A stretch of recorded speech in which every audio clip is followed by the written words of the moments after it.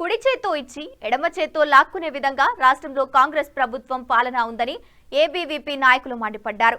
కాంగ్రెస్ ప్రభుత్వ పాలనలో విద్యార్థుల కష్టాలు, ఉస్మానియా యూనివర్సిటీలో నెలకొన్న సమస్యలపై ఉస్మానియా యూనివర్సిటీలోని ఆర్ట్స్ కళాశాల వద్ద విలేకరుల సమావేశం నిర్వహించారు. ఈ సందర్భంగా ఏబీవీపీ నాయకులు మాట్లాడుతూ ఉస్మానియా యూనివర్సిటీకి 1000 కోట్లు ఇస్తున్నా అని ఆర్ట్స్ కళాశాల వద్ద సీఎం రేవంత్ రెడ్డి ప్రగల్భాలు పలికారని ధ్వజమెత్తారు. గారడి మాటలు చెప్పిన సీఎం రేవంత్ కన్ను 1500 కోట్లు ఉస్మానియా యూనివర్సిటీ డిజిటల్ల మీద పడిందని ఆరోపించారు. బడుగు బలహీన వర్గాలకు చెందిన పేద విద్యార్థులు ఉస్మానియా యూనివర్సిటీలో చదువుకుందామని వస్తే ప్రభుత్వం ఫీజుల మోత మోగిస్తోందన్నారు. విశ్వవిద్యాలయాలు సమస్యల వలయాల్లో కొట్టుకుపోతున్నాయని ఆరోపించారు.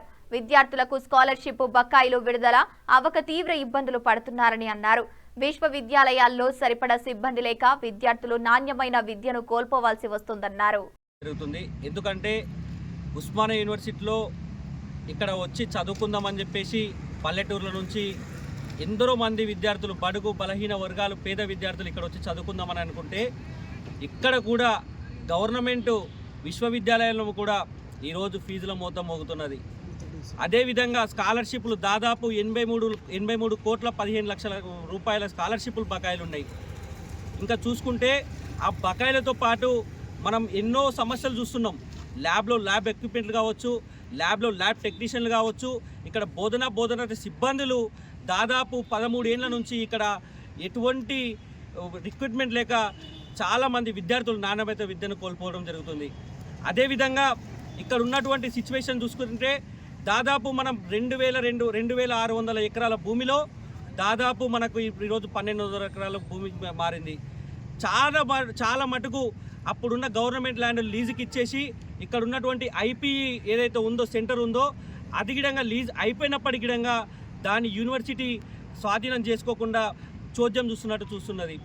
ఎందుకనంటే ఆ ఒక్క ల్యాండ్లని, ఆ ఒక్క బిల్డింగ్లని మనము స్వాధీనం చేసుకొని ఎక్కడైతే నీడ్ ఉందో అక్కడ వాళ్ళకి అడ్జస్ట్మెంట్ చేసి ఆ విద్యార్థుల క్లాస్ రూమ్లు కావచ్చు, హాస్టల్ రూపంలో వాళ్ళకి ఇవ్వాలని చెప్పేసి ఈ యొక్క సందర్భంగా డిమాండ్ చేస్తూ ఉన్నాము. అదేవిధంగా ఎక్కడైతే మన ల్యాండ్ ఏదైతే ఉందో దాన్ని వెంటనే సర్వే చేసి కంచె వేసి దానికి మొత్తము కాంపౌండ్ వాల్ కట్టి ఈ యొక్క ఉస్మానియా యూనివర్సిటీ ల్యాండ్ని కాపాడే దిశగా మనం అందరం అడుగులు వేయాలి. అదేవిధంగా లేని పక్షంలో ఏబీవీపీ అఖిల భారతీయ విద్యార్థి పరిషత్ ఎంతకైనా తెగించి ప్రాణాలకి, దేనికి, లాఠీలకు, తూటాలకి, దేనికి గిడంగా భయపడకుండా ల్యాండ్లను కావచ్చు ఇక్కడ ఉన్న ప్రతి సమస్యను పట్టించుకొని ఈరోజు ముందలకు అడుగులు వేస్తుంది.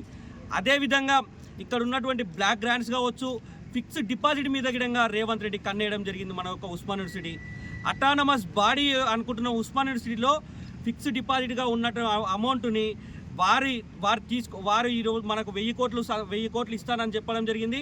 ఆ 1000 కోట్లలో కూడా మనకు దాదాపు 1500 కోట్ల వరకు ఫిక్స్డ్ డిపాజిట్ అమౌంట్ మన యొక్క యూనివర్సిటీ అకౌంట్లో ఉండడం జరిగింది.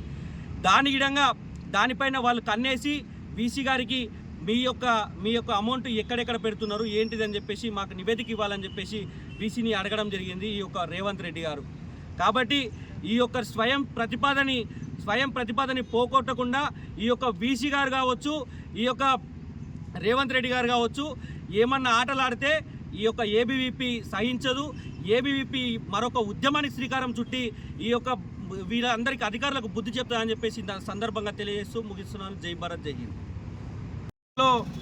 పరిస్థితి ఏ విధంగా ఉందంటే కుడి చేత్తోటి ఇచ్చి ఎడమ చేత్తోటి లాక్కునే విధంగా కాంగ్రెస్ ప్రభుత్వం వ్యవహరిస్తూ ఉంది.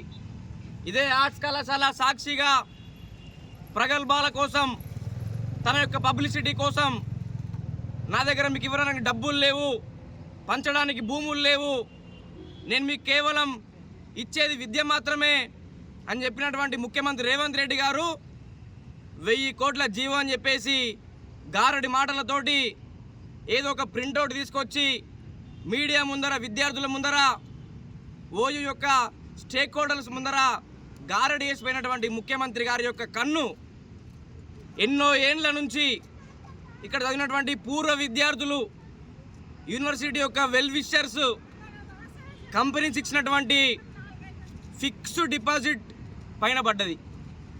ఈ ఫిక్స్డ్ డిపాజిట్ ఏదైతే 1500 కోట్లు ఉందో ఆ 1500 కోట్లను కొల్లగొట్టి 1000 కోట్లు ఇచ్చి ఇంకా 500 కోట్లు కాజేయాలని చెప్పేసి ఈరోజు ప్రభుత్వం కుట్ర చేస్తూ ఉంది.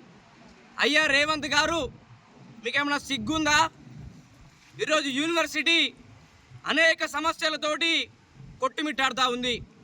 దాదాపు 100 కోట్ల స్కాలర్షిప్ పెండింగ్లో ఉంది. చదువు చెప్దామంటే ప్రొఫెసర్లు లేరు. మీలాగా మా దగ్గర డబ్బులు లేవు విదేశాలకు వెళ్ళి యూనివర్సిటీలో చదువుకోవడానికి. మీలాగా మా దగ్గర డబ్బులు లేవు హంగు హార్బాటలతోటి పబ్లిసిటీ కోసం టూర్లకు వెళ్ళి విదేశాల్లో ఫోటోలు దిగి హంగామా చేయడానికి. మేమందరం కూడా పేద మధ్యతరగతి విద్యార్థులం. మేమందరం కూడా గ్రామీణ ప్రాంత విద్యార్థులం. మేమందరం కూడా తెలంగాణ రాష్ట్రంలో మెరిట్ స్టూడెంట్స్ అందరం మేము ఇక్కడ ఉన్నాం.